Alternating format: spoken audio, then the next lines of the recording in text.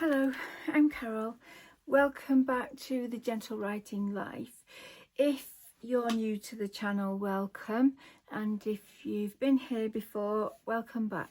This is my channel and I share my adapting to disability and also how I got back to writing after neurological and cognitive change.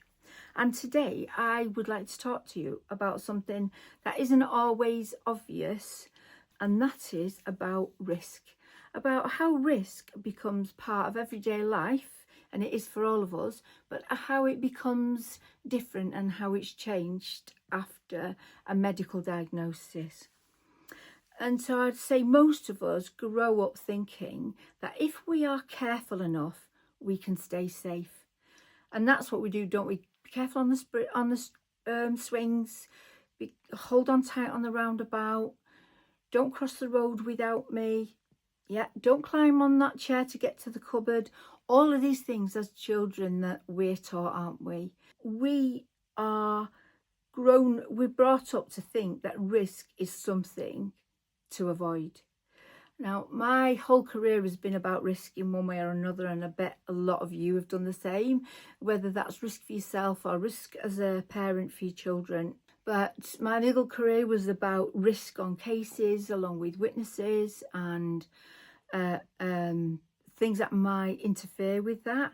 And then civil contingencies, risks in an emergency and how we can manage that. So we look at the risk, we look at the hazard. So the hazard is the thing that might happen, like the carpet that's curled up. The risk is how likely that it is to happen. And then, of course, the consequences are the trip and fall, and then the impact is what comes from that. So all in my whole career, I've been doing that. So I would like to think that I was or am a very balanced person in terms of risk.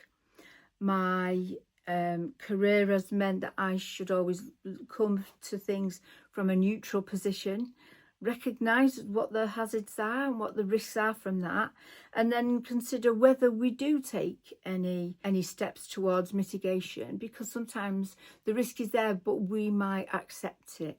Let's have a think about that. So a risk, I know a fun one. Okay, so this donut is absolutely lovely, and if I eat it, it's going to go straight to my hips. Is that worth it? And you think, no, okay, I'm going to put it back. I've been really good this week. Or you might think, actually, it is. I really fancy that donut. And I'll just do a few more steps on the treadmill. And those risks, so we've accepted that risk and we're going to mitigate it later. Or we accept that risk and we just don't bother and we accept the risk of the donut. So some risks like that are just acknowledged and accepted, and we go through this process constantly in our brains all day every day. When you cross the road, when you get in your car, when you're working out which is the best insurance for your car, absolutely everything. When you put your coat on, how bad is the weather today, whether you get wet or not might not seem like a big risk unless you just had a blow dry, and then that would be a problem for me. And so those are the things that we have to look at and think about how important that is. For somebody else, getting wet and getting the hair wet, they might not care, they might run through that rain. And so we have to look at each thing, one thing at a time. But after diagnosis, that changes. And for me, I hadn't realised how much it changes.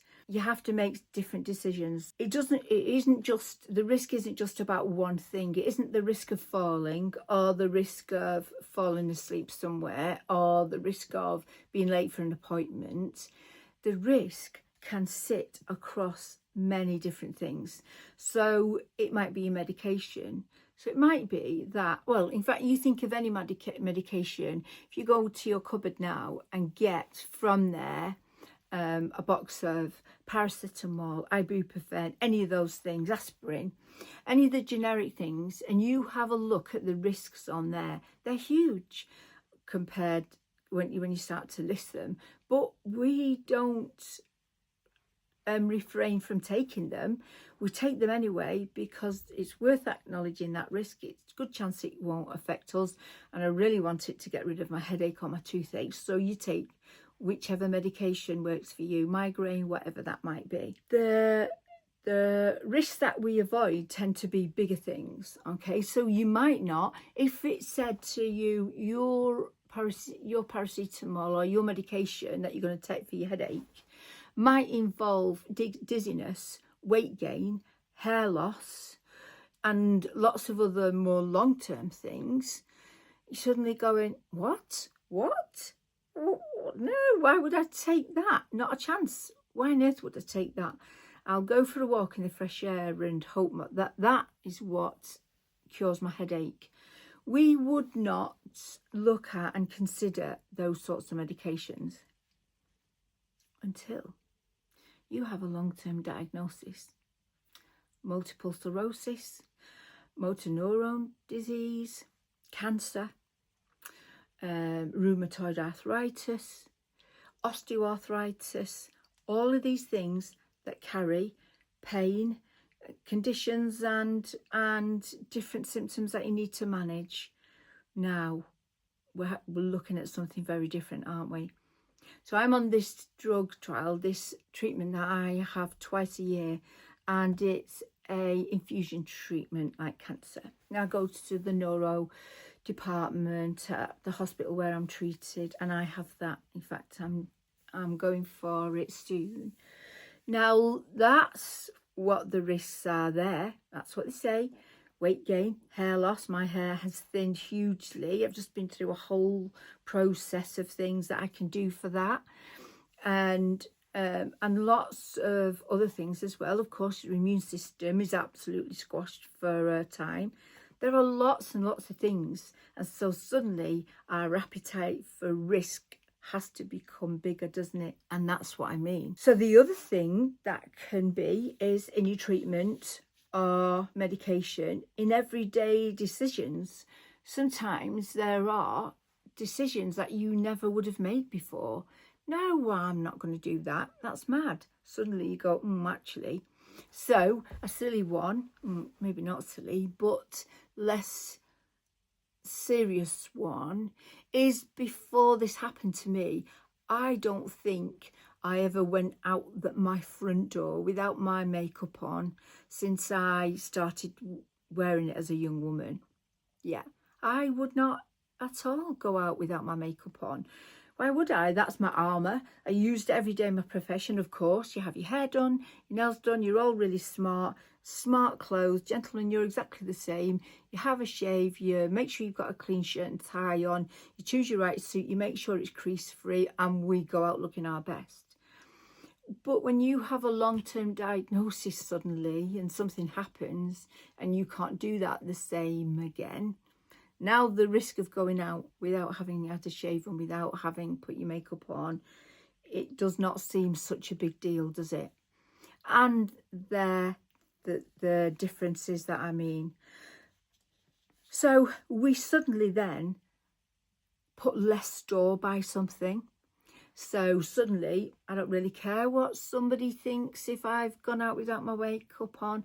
I'm going to the doctors. It's a really big struggle to get there. I'm lucky if I can get my clothes on properly. You're going out in things that you would never normally wear or put together. I am so put together. I always have been. But for a period, a few years, that all right out the window. And I'm just getting to come back to that situation now. And just so we're clear, I only put my makeup on days when I have my hair washed at the salon, blow dried, and I put my makeup on and I film on those days. So I am not this put together the rest of the time. We have to manage our energy, don't we? That's where I am. And so you look at that, suddenly a treatment that you might not have taken before suddenly now becomes important, and you're happy to act. Maybe happy is not the word. I would say grateful. I am grateful to accept the risks that come with that, because multiple sclerosis is your immune system attacking your brain and your central nervous system. So it attacks, and what happens is a lesion grows over that area, you know, a bit like a blister on skin, if you imagine it like that. That blister is called a lesion, and then that little lesion stops the messages getting through to your brain. That's what multiple sclerosis is. And so that's why my legs don't work, all sorts of parts of me don't work the same way, and my brain doesn't work properly because some of my lesions are on parts of my brain that affect my memory and my executive function, which is why I need to use a prompt. So that is what happens. Now, those lesions were coming thick and fast because I had a really aggressive late onset form of it. And so nothing ordinary was going to change it. And they said to me, there might not be a treatment. But then my MS consultant brought forward this drug trial and went through all of that information with me. And I had my lovely friend Yvonne was there with me at the hospital to help understand that. And so that was how I made a decision. It was no treatment or this treatment. And given how quickly my condition was attacking my brain, I felt incredibly grateful, and I still do. I'm incredibly grateful for everything I'm able to do, because I came so close to not being able to do that. And I imagine it's a similar thing for motor neuron and for cancer. You are faced with this horrific thing. Do I have, and just so you know, I've had cancer when I was younger. Do you have a treatment that is horrific, but it might give you another 6 months, 12 months with your family to help them process that and make memories for them and do those things? That might be part of your decision for motor neuron. Are you trying to keep the condition that you have now as long as you can, to again give yourself and your family and your friends more time to process what's happening? It must be very hard to do that over a short process of time for everybody around you. And that's something that I can understand, and lots of other people will understand. There are hundreds of thousands of people all over, and probably millions around the world, who are managing long-term medical conditions. And if those conditions are life-changing, life-altering conditions, then that's a bigger impact too. So the risk that comes suddenly changes. Your appetite for risk changes, and it completely widens out, because suddenly you have to accept all sorts of things, and you have to become less averse and more open to all sorts of different things. One of the points that I noticed it on is I have a power chair. So I didn't have it when I was first diagnosed. I learned to walk again, and I had a big specialist walker, and I would hobble about on that and get to where I needed to be, short term around. But then I had another bad year last year, and so now when I go out, my brain can't cope with everything it needs to do to walk, as well as manage all of the sensory things around me. So I now need a power chair to go out. And I live in a place where there's cobbles and flagstones, and it's up and down. It's very old and historic. It's really beautiful. But like anything, there are issues around that. So that becomes difficult. And I have to negotiate drops down curbs, cambers and inclines that I never would have done before. It certainly is something that makes me realise I am focused on getting to where I need to be safely, as in not hitting anybody, not hitting a car, not doing anything that has an impact on anyone else, but that does mean that I have to go up and down, go on little verges and all sorts of different things, and I have to go there. And I have a seatbelt on, and I have a headrest at the back, and I'll show you it to you one day. And all of those things make it safe for me. But when we were out, my sister came out with me. We were out with the family, and she was walking, and she said, Carole, do you know how much tip you've got on that? Do you know where that safety point is? And I thought to myself, no. And I just said, well, I haven't found it so far, so I suppose I'll find it if I tip. And she was mortified, because you can just imagine, if that was her, I'd feel the same. Oh my Lord, don't do that, you're going to tip over.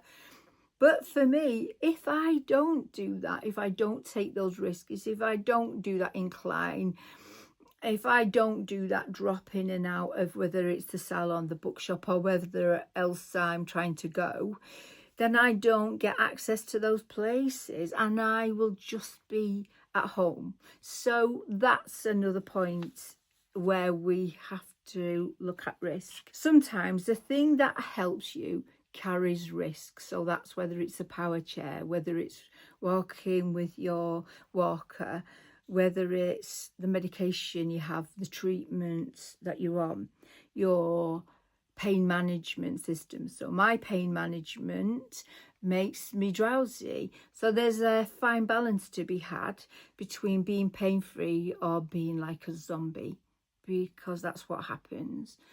So that's a risk in itself, and a balance. I need to make sure that I'm safe to do the things that I want to do, and sometimes that may mean having a certain level of pain that I can manage to be able to be clear enough to do something. So they give us stability, they give us slower progression of our condition, or maybe they just give you a bit more time with your family and friends, so that you can do the things you want to do and say the things you want to say to each other. You learn to hold both things at once, to value both things at once, the difficulty and the benefit of that. And I just say this to you so that you understand that, because you might not be aware. I wasn't until, I think it might have been when my sister said that, and I thought about it later that day, and I thought, yeah, actually, I think I have altered my risk management system around my treatments, around my equipment, around how brave I need to be to go out. How much courage does it take to go out and go down steps and up and down and all over the place? Sometimes it does take a bit more courage, and yeah, I have that now. The thing that's more important to me is being out, and being out in the world is more important to me, rather than being in the house. I would rather take those risks and, yeah, be a bit reckless, flying about, doing the stuff you want to do. Do it, enjoy it. Don't worry so much. Just recognise you have to take more risk to get the benefits, and you're probably already doing that if you're on a treatment. So recognising that we're already doing it in one way helps us to adapt that to another way, potentially. So our everyday life can be equipment, mobility. It can also be asking for help. Sometimes we need to ask for help. Think about that for yourself. Is that something you are risk averse to? I don't really want to ask for help because they'll think I'm not capable, I'll look ridiculous. No. You will just look like a person in control enough to know that you need help with something. And that is a more settled person. That's the more in control person who can recognise that and reach out and ask for that help. Also, things for me like letting people into your home when you're vulnerable. I would never have let anybody into my home that I don't know. Off you go, don't even open the door. But suddenly that has to happen, from whether that's a doctor, a nurse, a social worker, a therapist who's going to help you. I have neurological physiotherapy on a Thursday morning, and they come. So things like that, you have to widen your risk. You still have to be careful, make sure you know who's coming, but then that's something that we have to do as well. So even going out in public when your immune system is compromised, yeah, I have to weigh up the risks sometimes. I really need to do this, but I have to be careful of that. So I might need to go to the doctor's, my GP surgery, because I've got to give blood for a blood test before my treatment. Now, normally I would also then go to the shop for anything I might need. Is it worth the risk going to the shop as well, or shall I do an online order? Those are the sort of things you have to think about. Choosing to stay in might be an option you have to do that day, but then that comes with things in itself, doesn't it?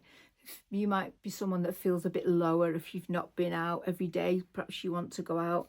So think about those things. There's things like to consider driving. Can you drive at all? I can't drive now. There's no point in me going through that system to try, because I know I couldn't with my damage. But perhaps you could with an adapted vehicle, or you lose that ability altogether like I have. I tell you, when I was working, the thought of not being able to drive and losing my car, it would have felt like the end of the world. There's no point in living. Yeah, who cares now? Who cares? I just have a happy life. It's a smaller life, but by doing things like this, I'm further out in the world still. When something big happens, you change your thoughts and ideas. Every step involves decisions and risk, and each decision carries its own kind of risk. So we have to consider that independence versus safety. And that's what we're doing all the time. So just consider that when you're thinking about whether you're going out or staying in. There are consequences to either, and sometimes it might do us good to just get wrapped up, make sure we're safe, and just go and get a bit of fresh air. And we'll talk about that a little bit more in other videos. What people don't always see, though, is how much thought goes into all of this, and you may not even realise it yourself. It isn't careless. It's considered, it's lived experience, and it's adapting constantly. And you know what? That might explain sometimes why we're so tired, because you might not realise you're making all of these decisions every day. It is exhausting at times. This is why. But the truth is, we don't have the privilege now of avoiding risk completely anymore. We just don't. So we learn something else. We learn how to live with that. And that's what I've done. That's how I'm more settled now. I've understood the consequences of things and why I need to make decisions the way they are. And in doing that, we don't become reckless. We become more aware, more adaptive, and quietly just more resilient every time you make a decision and it's borne out. So yeah, so take a few steps outside the house, then come back in. Or be really brave and go to the shop and then come back in. All of those things that you made a decision on and that worked out well, all of those things are increasing your resilience. So well done. Just recognise that risk changes once we have our new diagnosis, or whether yours is, as I say, a slower burn, but you've got there anyway, and you now need to change some things in your life. And just realise that that changes us, and we adapt and change our risks. And if you think about that in terms of your own life, it might just give you a couple of thoughts where you think, oh yeah, that makes sense now. Yeah, do that. And you'll understand it's just part of life. It's what we're all dealing with. You're not alone, and we can still have a really amazing quality of life by balancing those risks, by thinking about what we want to do and doing things more with more intent, making real decisions, not avoidance, not fear, but going, I would like to do that. I'm not sure how I'm going to do that. Well, let's work it out then. Let's work it out. That's all we have to do. It might be hard, but it's still worth doing. Just because something's hard doesn't mean it's not worth doing. So, yeah, baby steps sometimes, and you can have a really good quality of life. Certainly better than where you are now if you are at all unhappy. And I certainly would have wanted a better quality of life a few years ago, and I have that now, and that's why I come on here and share it in case it helps anyone else out there. So I will go now and enjoy the rest of your day, and I will see you next time. Bye.